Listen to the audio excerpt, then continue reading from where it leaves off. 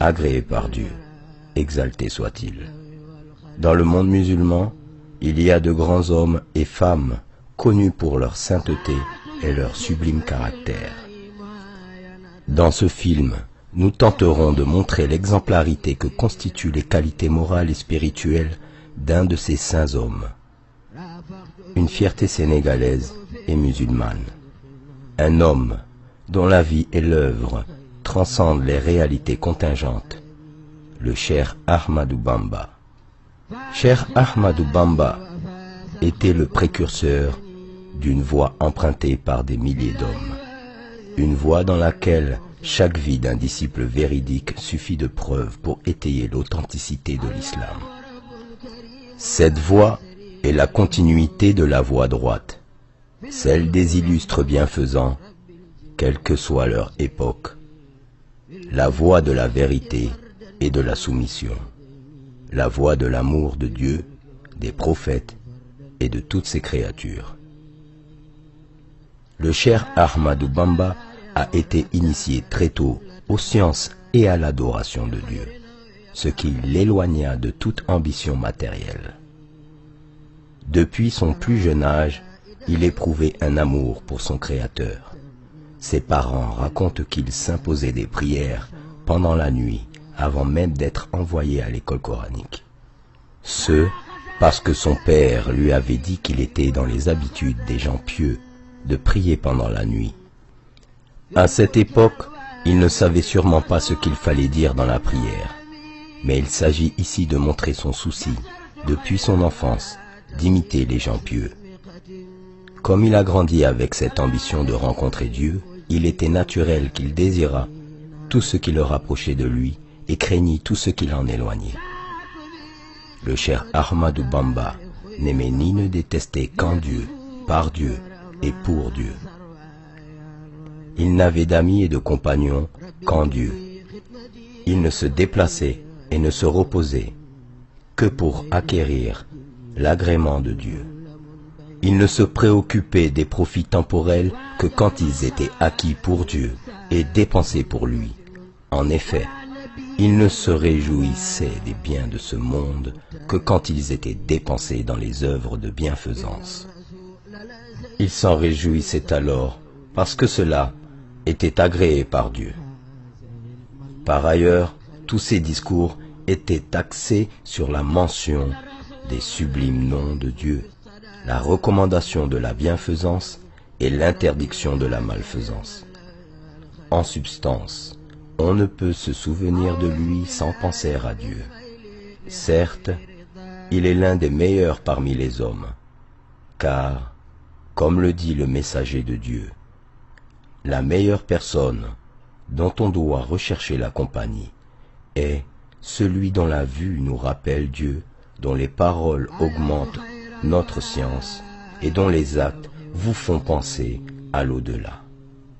Or, Cheikh Ahmadou Bamba est l'une des personnes dont le souvenir fait penser à Dieu. Car tous ses discours, ses audiences, ses actes nous rappellent Dieu.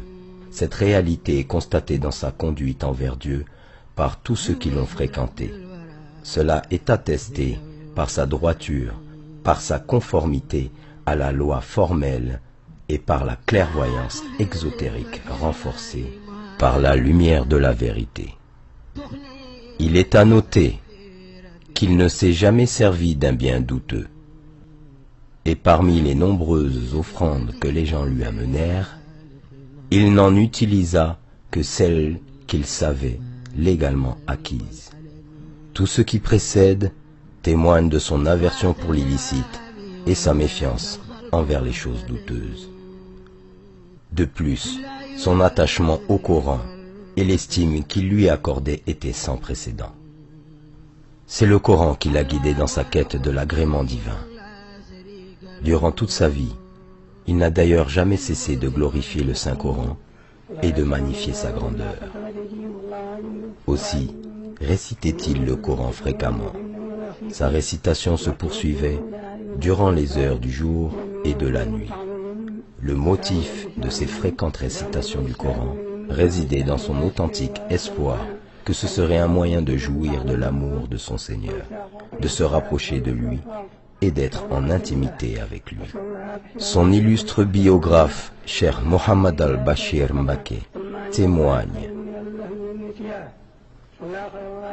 comme ceux qui ont fréquenté le Cheikh Ahmadou Bamba, j'ai été témoin de son habituelle récitation nocturne du Coran.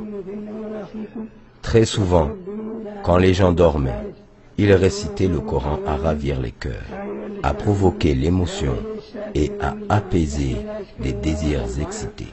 Mais il était rare qu'on se réveillât à une heure quelconque de la nuit en jetant un coup d'œil vers sa maison sans l'entendre réciter le Coran. Une de ses activités nocturnes consistait à se promener dans les allées propres aménagées à cet effet, où il récitait le Coran tout comme il veillait à le faire dans chaque coin de sa vaste maison animée. Ses chambres étaient séparées par de vastes chemins, dans des baraques à l'ombre, toutes remplies d'exemplaires du précieux Coran. Le sol de cette maison était devenu bien aplani, tellement le cheikh s'y promenait en récitant le Coran. Sa maison était meublée de tapis somptueux, égaux et moelleux, dont certains valaient 1 ou plusieurs milliers de francs de l'époque, et d'autres des centaines de francs, tous déployés pour abriter des exemplaires du Coran. Les cours de la maison étaient proprement aménagés pour les promenades accompagnées de récitation du Coran.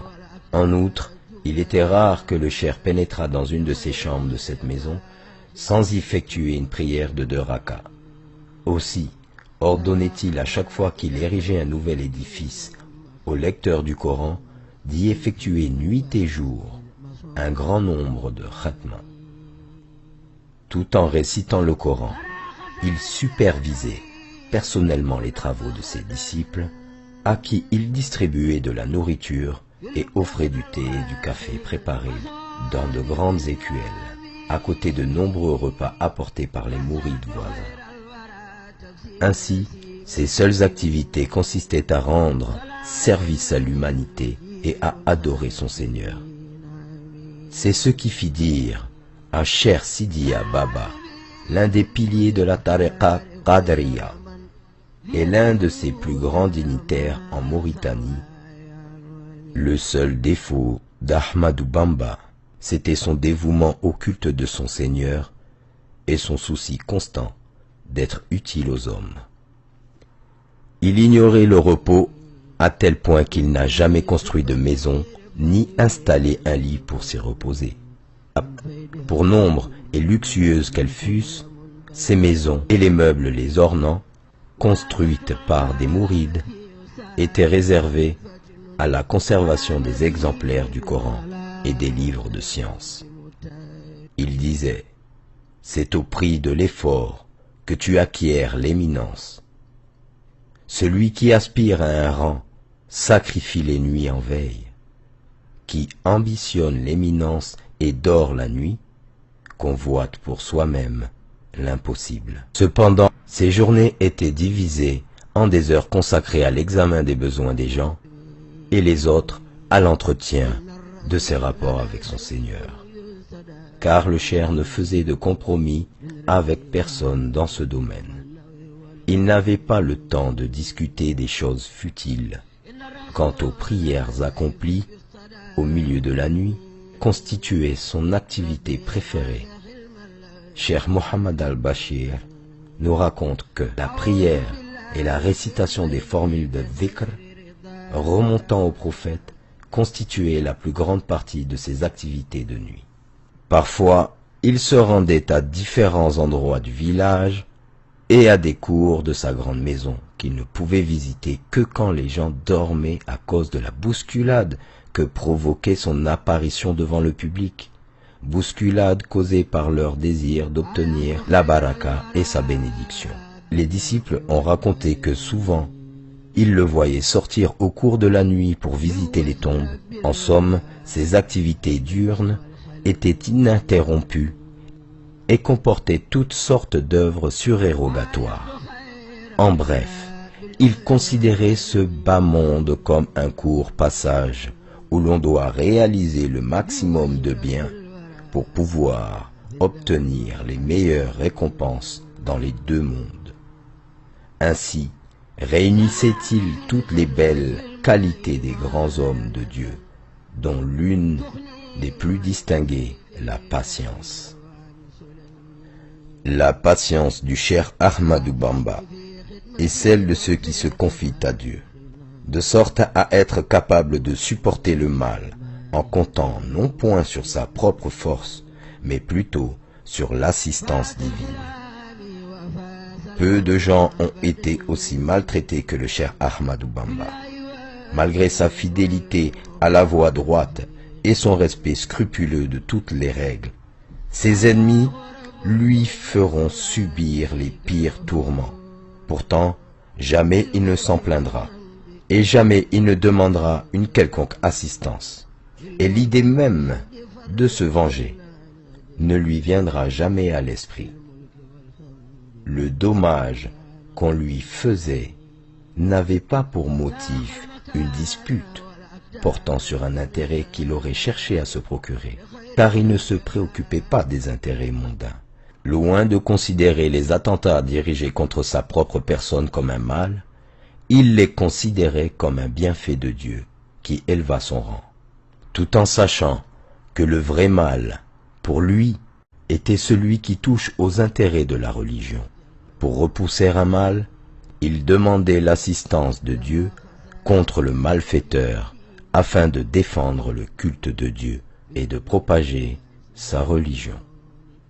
Sa patience était celle d'un homme que le plaisir procuré par les actes dévotionnels faisait oublier tous les préjudices que ses ennemis lui infligèrent, d'un homme qui ne ménageait personne quand la religion était en cause, et qui se suffit de l'assistance de son Seigneur. Sa douceur et sa gentillesse allaient au-delà de toute entente. Dans ses demeures, les richesses et les biens matériels accumulés étaient innombrables. Les dons pieux lui provenaient de tous bords. Ses disciples lui amenaient des milliers et des milliers d'offrandes, d'argent et d'or, de même que des centaines de dromadaires et d'automobiles chargés de diverses espèces de denrées. À savoir que ses disciples ne lui faisaient don de leurs biens et de leurs richesses que pour amour d'Allah et du prophète Muhammad sallallahu alayhi wa sallam. De toute évidence, le cher Ahmadou Bamba fut l'un des hommes les plus fidèles aux ordres d'Allah et aux modèles prophétiques. La foule nombreuse des donateurs, des quémandeurs en tout genre et des autres visiteurs se succédèrent nuit et jour à sa demeure. Néanmoins, il les traitait tous avec une bonté spontanée. Quant aux gens pieux, aux érudits et aux savants, il leur fournissait d'énormes quantités de vivres afin de leur permettre de se consacrer à leur culte. Pour les pauvres, il fut un père bienveillant et une mère compatissante. Il les abritait par milliers et les prenait intégralement en charge, si bien qu'on observait sur lui des signes de regret quand un nécessiteux, dont il n'avait pas été informé de la présence, puisse quitter sa maison sans bénéficier de sa générosité. Il s'en désolait, et si le nécessiteux était connu, il lui envoyait alors l'aide qu'il espérait. De même, quand un besogneux ne pouvait pas le voir à cause d'un manque de temps ou pour une autre raison, il lui envoyait ce qu'il cherchait, même s'il habitait un endroit lointain. Il faisait cela par bienfaisance et pour l'amour d'Allah envers ses créatures. Nul doute qu'il n'usait d'aucun moyen pour acquérir des biens, il ne cherchait ni à les accroître, ni à les thésauriser. Il versait dans le sac du pauvre ce que le riche donateur apportait. Sa main charitable était tendue à l'extrême. Cette sublime qualité constitue l'une des choses qui faisait que quiconque le fréquentait l'aimait. Manifestement, il fut l'une des personnes les plus aimées de son temps. Le Cheikh Bamba, aussi surnommé Khadim Rasoul, avait tout à sa disposition pour s'enorgueillir ou faire preuve d'un abus d'estime de sa propre personne. Mais il ne fut rien de cela. Par conséquent, son influence, son pouvoir et le prestige dont il disposait aux yeux des gens, tout cela n'avait que trop peu d'importance pour lui. On raconte qu'il s'occupait lui-même de ses tâches personnelles, bien qu'il conquît déjà le cœur de milliers de personnes disposées à lui rendre service à tout moment. Il était toujours vêtu de vêtements légers et simples, toujours avec ses fameuses sandales. Il s'asseyait à même le sol, sans tapis. Il serrait la main des riches et des pauvres, et il passait la salutation en premier. Il ne négligeait ni ne rabaissait ce à quoi il était invité. Il était souple, il avait le comportement d'excellence et avait une belle conduite envers les gens. Dans le poème « Ô mon compagnon », il dit « Si tu t'imagines être doté d'une prééminence envers un quelconque être humain, ceci avant même d'être parfaitement assuré de ton salut demain, sache alors que tu es un ignorant et un sot, et sois certain que Satan t'a égaré vers la suffisance et la présomption. » Il disait aussi « Quiconque considère sa supériorité sur les chiens, un chien est sans doute au-dessus de lui. » Le Cheikh Ahmadou Bamba faisait preuve de compassion envers tous ceux qui l'entouraient, sa famille, ses amis, les orphelins, les étrangers et même ses ennemis. Il observait les règles de politesse et de courtoisie de la meilleure façon, tout au long de sa vie. Suite au confinement forcé en résidence surveillée qui lui avait été imposé par les autorités coloniales, soi-disant afin d'éviter des attroupements qui accompagnaient ses déplacements, le Cheikh Ahmadou Bamba chargeait certains de ses disciples de s'enquérir de la situation des malades, de transmettre ses condoléances aux parents des personnes décédées en son absence et de s'enquérir de la situation de ses proches. Le Cheikh Bamba Khadim Rasoul envoyait également de l'aumône et de nombreux dons, en argent ou en nature, à des pauvres, à des frères de religion, aux pauvres et d'autres connaissances dont le culte de l'honneur retenait de solliciter une assistance.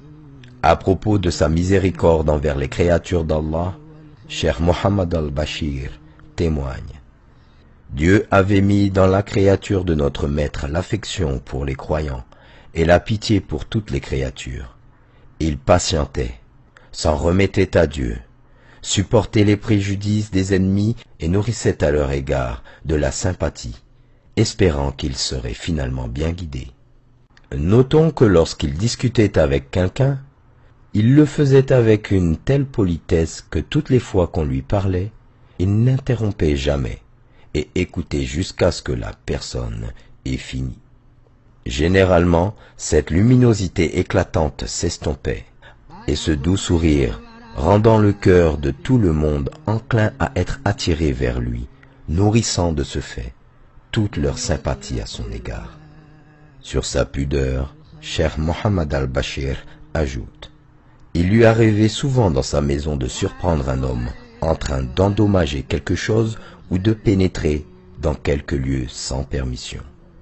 Tout en détestant ces actes, le cheikh se contentait d'identifier l'intrus, sans que celui-ci ne s'en aperçoive, disparaissant discrètement jusqu'à ce que l'individu sorte de la maison. Puis, à cause du devoir d'ordonner le bien et de défendre le mal, devoir qui lui incombait d'une manière particulière envers ses disciples, il réunissait tous ses disciples avec le malfaiteur, et tout en leur adressant des reproches d'une manière générale et indirecte, mais de telle sorte que le malfaiteur, s'il était intelligent, comprenait qu'il était visé, même si le cheikh n'ajoutait rien en cela. Ses sublimes qualités, sa personnalité d'amour, sa bonté et sa compassion incitaient les gens qui le côtoyaient à l'amour du bien et a allumé dans leur cœur l'ardeur de la foi. Ce saint homme n'a jamais fait du mal à qui que ce soit, ni par sa main, ni par sa langue. Cheikh Mohammed al-Bashir nous raconte à ce propos: il alertait ses disciples contre la médisance et la calomnie de telle sorte que nul d'entre eux n'osait le commettre. Il ne tolérait même pas cette sorte de médisance dite licite, qui consiste à s'entretenir avec ses compagnons d'une personne absente, même si ce n'était pas dans l'intention de faire connaître les défauts de cette dernière. Il n'a jamais rendu le mal par le mal, et il était un homme miséricordieux, comme l'histoire n'a jamais connu. Au bout de 33 ans de privation de liberté dans la maltraitance et la souffrance, jamais, au grand jamais, il ne s'est plaint. Jamais il n'a pensé à la vengeance. Malgré tout ce que les colonisateurs français lui infligèrent, avec l'échec de leurs manœuvres répétées contre lui, il leur pardonna sans aucune rancune. J'ai pardonné à tous mes ennemis pour l'amour du Seigneur, qui les a écartés de moi à jamais, dit-il. Aussi, je ne songe nullement à me venger. J'ai accordé mon pardon à tous mes ennemis avec pureté du cœur. Cette noble attitude du cheikh, en totale harmonie avec la moralité du Coran, devrait servir de modèle pour les relations interconfessionnelles encore aujourd'hui. Reste en définitive, par son humilité, sa modestie, son affection et sa prévenance en toutes circonstances, le cheikh Ahmadou Bamba était l'un des meilleurs modèles de son temps, et le reste tout aussi bien de nos jours. À savoir qu'il ne s'écoule pas un moment où le cheikh n'est pas au centre de toutes les préoccupations de milliers de personnes sur l'ensemble du territoire national sénégalais et bien au-delà.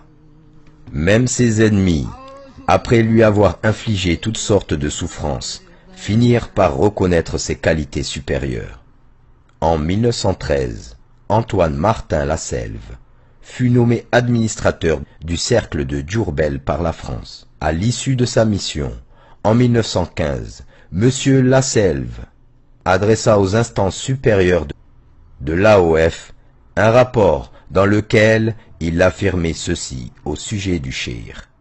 Ce cher Bamba détient certes une puissance innée dont la raison ne parvient pas à saisir la source et expliquer la capacité de forcer la sympathie. La soumission des hommes à lui est extraordinaire, et leur amour pour lui les rend inconditionnels.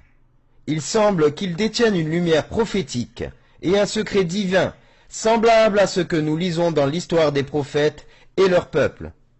Celui-là, le cheikh, se distingue toutefois par une pureté de cœur, par une bonté, une grandeur d'âme, et un amour aussi bien pour l'ami que pour l'ennemi, qualités dans lesquelles ses prédécesseurs l'auraient envié, aussi grandes que fussent leurs vertus, leur piété et leur prestige. Les plus injustes des hommes et les plus ignorants des réalités humaines sont ceux qui avaient porté contre lui de fausses accusations consistant à lui prêter l'ambition du pouvoir temporel. Je sais que les prophètes et les saints qui menèrent des guerres saintes les ont faites sans disposer de la moitié de la force dont dispose ce cheikh.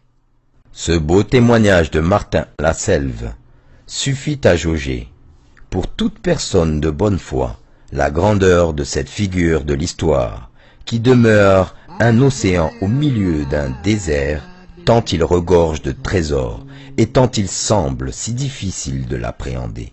Il existe des valeurs universelles qui ne poussent pas les individus à se dénaturer, mais plutôt à se rapprocher de notre nature spirituelle, les intégrer et les mettre en exergue pour la victoire jaillissante de la véracité. Mais l'homme ne vaincra que lorsqu'il réalisera l'équilibre nécessaire à sa spiritualité, en renouant avec son essence éthérique à la réalité de ce bas monde. J'ai certes été envoyé pour compléter les nobles caractères, pour citer le prophète Mohammed sallallahu alayhi wa sallam à ses compagnons. Le cheikh Ahmadou Bamba Khadim Rasoul enseigna et éduqua ses disciples en ce qui leur serait plus profitable dans le monde terrestre et dans le suivant. Il leur enseigna tout ce qui authentifie leur croyance en l'unicité divine, les incitant à la pratique religieuse de la plus belle manière qui soit, nourrissant leur amour à Dieu, au prophète Muhammad sallallahu alayhi wa sallam et aux gens de bien. Ce faisant, il inculqua à ses disciples le mode de vie à adopter vis-à-vis de leurs prochains, mais aussi l'amour, la compassion qu'il faut nourrir envers eux, si bien que cela les protégerait de tout mal susceptible de nuire à leurs âmes. C'était un homme intègre qui transformait quiconque le fréquentait. Son attitude, faite de compassion, de tolérance, de compréhension et de patience, fut la voix qui fit naître dans les cœurs un profond amour pour l'islam et le prophète Muhammad. Que la paix et la bénédiction d'Allah soient sur lui.